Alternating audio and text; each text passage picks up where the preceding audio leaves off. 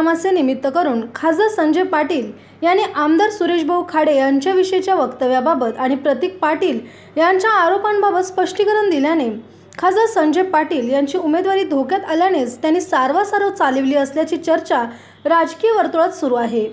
खासदार पाटील पुन्हा एकदा वादग्रस्त बनत चालले असल्याने त्यांच्याऐवजी भाजपचे जिल्हाध्यक्ष पृथ्वीराज देशमुख यांना उमेदवारी देण्याच्या हालचाली भाजपच्या वरिष्ठ पातळीवरून सुरू असल्याचे बोलले जात आहे। खासदार संजय पाटील यांची भाजपमध्ये सुरू असलेली एकाधिकारशाही गेल्या काही दिवसांपासून चर्चेत आहे।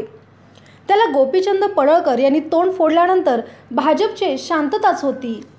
मात्र भाजपमध्ये दडपशाही करून काँग्रेस आणि राष्ट्रवादीशी जवळीक साधत चाललेले राजकारण स्थानिक पदाधिकारी आणि आमदार निमूटपणे सहन करीत आहेत। मात्र या सर्व गोष्टी आता वरिष्ठ पातळीवर पोहोचल्याने खासदार संजय पाटील यांच्या उमेदवारीबाबत भाजपच्या वरिष्ठ पातळीवर गंभीरपणे विचार सुरू झाला असल्याचे बोलले जात आहे। जुन्या भाजप निष्ठावंतांची नाराजी संपवायची असेल तर खासदार संजय पाटील यांच्याऐवजी जिल्हाध्यक्ष पृथ्वीराज देशमुख यांना सर्वमान्य उमेदवार म्हणून उमेदवारी देण्याकडे वरिष्ठांचा कल असल्याचे बोलले जात आहे। आमदारांमध्ये असलेली नाराजी ही त्यांच्या विरोधकांना खासदार बळ देत असल्याने आहे, त्यामुळे या सर्व गोष्टींचा फटका बसू नये यासाठी खासदारांची उमेदवारी ऐनवेळी बदलण्यात येणार असल्याचे बोलले जात आहे।